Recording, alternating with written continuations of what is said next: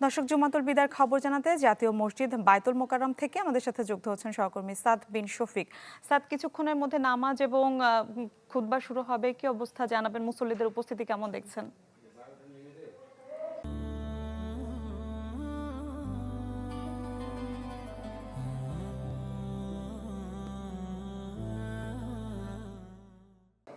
রমজান মাসের শেষ শুক্রবার, যেটি জুম্মাতুল বিদা, সেটি কিন্তু আসলে বেশ তাৎপর্যপূর্ণ।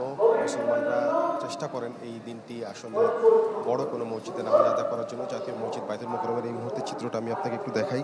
এই মুহূর্তে আজকে কিন্তু কিছুটা বিলম্বে মুসল্লিরা আসা শুরু করেছেন। বেশ খানিকটা সময় ধরে বৃষ্টি ছিল, বৃষ্টির পর এখন মেঘলা আবহাওয়া, তবে বৃষ্টির যেই তীব্রতাটা ছিল সেটি কমেছে। এরপর থেকে কিন্তু আমরা দেখেছি ঢাকা শহরের বিভিন্ন প্রান্ত থেকে এই জুমাতুল বিদায় অংশ নেওয়ার জন্য মুসল্লিরা কিন্তু সমবেত হয়েছেন এই বায়তুল মোকাররমে। এবং আপনি জানেন যে এবারের রমজানে 5টি জুমা হলো গত 3 বছরের মধ্যে, যেটি আসলে প্রথম। এবং এই শেষ যে জুমার নামাজ, এই জুমার নামাজটি কিন্তু বিশেষ ফজিলতপূর্ণ। এবং আজকে খুতবা হবে, নামাজ হবে, নামাজের পর যে মোনাজাত হবে সেই মোনাজাতে মুসলিম উম্মাহ সহ দেশের মুসলমানদের জন্য, দেশের সার্বিক উন্নয়নের জন্য আল্লাহর দরবারে দোয়া করা হবে। এবং সেই দোয়ায় শরিক হওয়ার জন্য কিন্তু মুসল্লিরা এর মধ্যে এখানে এসে উপস্থিত হয়েছেন।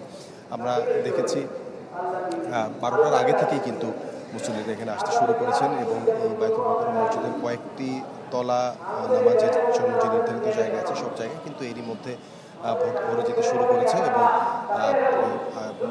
নামাজের পর মোনাজাতের মধ্য দিয়ে কিন্তু এই জুমার আনুষ্ঠানিকতা শেষ হবে।